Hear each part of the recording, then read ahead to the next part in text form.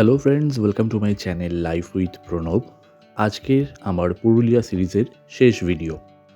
Last video অবধি তোমাদের দেখিয়েছি মার্বেল লেক এবং বামনি ফলস। আজকে এই মুহূর্তে যে ভিডিওটা তোমাদের দেখাচ্ছি সেটা হচ্ছে পুরুলিয়ার জনপ্রিয় একটি গ্রাম, যে গ্রামটির নাম চড়িদা, মুখোশ গ্রাম নামেও পরিচিত। এই জায়গাটা বাঘমুন্ডি অঞ্চলে অবস্থিত। এই মুখোশ গ্রাম পুরুলিয়ার আদার্স যে স্পটগুলো দেখালাম তার থেকে অন্যতম এবং বিশেষ চাহিদাপূর্ণ হচ্ছে এই মুখোশ গ্রাম। আমরা পুরুলিয়ার বিখ্যাত নৃত্য ছৌ নাচের সম্পর্কে অনেকেই জানি, আবার অনেকেই হয়তো জানি না। সেই মুখোশ গ্রামে ছৌ নাচের যে মুখোশ সেটা তৈরি হয়। এখানে প্রায় 180টিরও বেশি পরিবার আছে যেনারা এখানে এই মুখোশ বানান। আগের যে কটা ভিডিও তোমাদের দেখিয়েছি সেটা একটা সম্পূর্ণ দিনের, মানে একটা গোটা দিনের যা যা জার্নি হয় সেটা ভাগ ভাগ করে স্পট অনুযায়ী তোমাদের দেখিয়েছি। এই ভিডিওটা হচ্ছে সেই দিনেরই একদম শেষের ভিডিও, মানে সন্ধেবেলায়। আমরা সেদিনকে প্রায় দুপুর 3টে বা 3:30 নাগাদ হোটেলে ফিরেছিলাম। তারপর খাওয়া দাওয়া করে বাকি সকলেই ঘুমিয়ে পড়েছিল। আমি সামান্য একটু রেস্ট নিয়েই বেরিয়ে পড়েছিলাম এই মুখোশ গ্রামে আসবো বলে। কারণ এই মুখোশ গ্রাম থেকে মুখোশ কিনবো আর বাড়িতে নিয়ে যাব, সেরকম একটা প্ল্যানিং তো আগে থেকেই ছিল।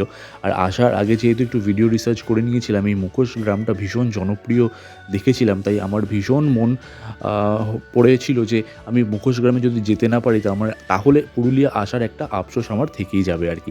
তো সেই জন্যই একাই সন্ধেবেলা বেরিয়ে পড়েছিলাম মুখোশ গ্রাম ঘুরতে। আমরা যে হোটেলটায় ছিলাম সেই হোটেল থেকে মাত্র 10 টাকা করে টোটো ভাড়া করলেই পৌঁছে যাওয়া যায় এই মুখোশ গ্রামে। বাঘমুন্ডির খুব কাছাকাছি আমরা ছিলাম। হোটেলের একটা পুরো ভিডিও তোমাদের সঙ্গে শেয়ার করব। হোটেলের ভিউ থেকে শুরু করে যাবতীয় যা জিনিসপত্র আছে সবটাই তোমাদের দেখাবো। এই মুখোশ গ্রামে সন্ধেবেলা যেহেতু একা চলে এসেছি, তাই সবকটা দোকানের ভিডিও তো ক্যাপচার করা সম্ভব নয়, কিন্তু একটা জায়গায় মাঠের মধ্যে সুন্দর করে বেশ কয়েকটি দোকান ছিল, সেই দোকানে কয়েকটি ভিডিও তোমাদের সঙ্গে শেয়ার করলাম। আর ওই মাঠের বাইরে বেরিয়ে এসেও রাস্তার দুধারে যতগুলো বাড়ি দেখতে পাচ্ছি প্রত্যেকটা বাড়িতেই এরকম মুখোশ তৈরি হচ্ছে আর কি। আর মুখোশের এরকম দোকান। মুখোশের দাম যদি আমি বলি, এক একটা সাইজের এক এক রকম দাম। একটু বার্গেন করতে পারলে তাহলে ঠিকঠাক করে পাওয়া যেতে পারে আর কি। আর যেটা একটু আগেই বলছিলাম যে পুরুলিয়ার যে বিখ্যাত নৃত্য ছৌ নাচ, সেই ছৌ নাচের আদলেও মুখোশ এখানে কিনতে পাওয়া যায়। যেনারা পরে ওই ডান্স পারফর্ম করেন সেই মুখোশ তো আছেই, এছাড়া ঘরে সাজিয়ে রাখার মতনও মুখোশ এখানে আছে। তো সমস্তটাই ঘুরে দেখাচ্ছি। মানে মুখোশ বলতে যে শুধুমাত্র ছৌ নাচের মুখোশ সেটাই নয়, রাধাকৃষ্ণ, তারপরে এরকম শিব ঠাকুর, আরও অনেক রকম, মানে কথাকলি নৃত্যের যে মুখোশগুলো হয় এই যে দেখতে পাচ্ছ এই রকম মুখোশ, সমস্ত রকমের মুখোশ এখানে আছে। যেটা দেখে সত্যিকারের মন ভরে যাবে আর ইচ্ছে হবে যে কোনটা ছেড়ে কোনটা নেবো আর কি। তো আমি 3খানা নিয়েছিলাম সেই দিনকে। তার মধ্যে যেটি আমার ঘরে আমি হ্যাঙ্গিং করে রাখবো সেটা তোমাদেরকে একটা অন্য ভিডিওতে বা ছবিতে পোস্ট করে দেখাবো। হ্যাঁ, ছবি কোথায় দেখতে পাবে? আমার ফেসবুক চ্যানেল প্রণব হাউলি এবং আমার ইনস্টাগ্রাম চ্যানেল প্রণব_হাউলি, সেখানে গিয়ে তোমরা দেখতে পারো। এছাড়াও আমার লাইফ উইথ প্রণবের ফেসবুক পেজ আছে, সেখানেও আমি কোনো না কোনো সময় ছবি বা ভিডিও আপলোড করে দেবো। এই যে ছৌ নৃত্যের যে আসল মুখোশ, সেই মুখোশ এখানে তৈরি হচ্ছে, সেটাও আমি ক্যামেরাবন্দি করলাম আর তোমাদেরকে দেখাচ্ছি। আমার সমস্ত ভিডিও, মানে পুরুলিয়া সিরিজের যে কটা ভিডিও আমি আপলোড করেছি এখনও পর্যন্ত, প্রত্যেকটাই আমি ভিডিও ক্যাপচার করেছি ডিজিটেকের গো ক্যামে আর কি। তো এই ভিডিওগুলো দেখতে তোমাদের কীরকম লাগছে সেটা আমাকে অবশ্যই কমেন্ট করে জানিও। একটু আগে যেটা বলছিলাম যে গোটা গ্রামটা ঘুরেও শেষ করা যাবে না একদিনে আর কি, মানে এত বড় গ্রাম আর প্রত্যেকটা বাড়িতেই আর কি মুখোশ তৈরি হচ্ছে।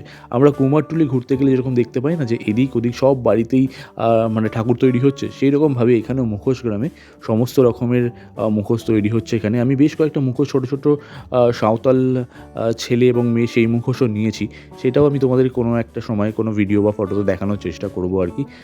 আমি যে মুখোশগুলো নিয়েছিলাম সেগুলোর দাম যা বলেছিল প্রায় 350 টাকার কাছাকাছি দাম বলেছিল। অনেক বার্গেন করে আমি 150 টাকা করে নিয়েছি এক একটা, 3খানা আর কি, 3টে 450 টাকা দিয়ে নিয়েছিলাম আর কি। তো সেইটা দেখাবো কোনো এক সময় তোমাদেরকে, যেটা বারবারই বলছি আমি। আর যাই হোক, এই গ্রামে ঘুরতে ঘুরতে অনেকটাই রাত হয়ে গিয়েছিল, প্রায় তখন 7:30 বেজে গিয়েছিল আমার মনে আছে। আমি বেরিয়েছিলাম প্রায় 5টা নাগাদ বাড়িতে। মানে ঘুরতে ঘুরতে এত দোকান ঘুরেছি, এত দোকানে মানে দরদাম করেছি, ফাইনালি যে দোকান থেকে নিয়েছি সেই দোকানে পেয়ে গেছি বলে কেনাকাটাটা ঝটপট হয়ে গেছে।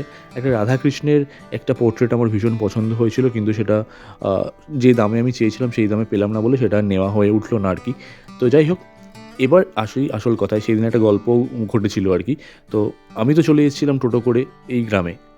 এত ঠান্ডা ছিল আর ডিসটেন্সটা যেহেতু খুব একটা বেশি ছিল না আর খুব একটা কমও ছিল না আর কি। তো কীভাবে হোটেলে পৌঁছাবো? অনেকক্ষণ ওয়েট করার পরে আমি কিছুতেই টোটো বা অটো কিছুই পাচ্ছিলাম না।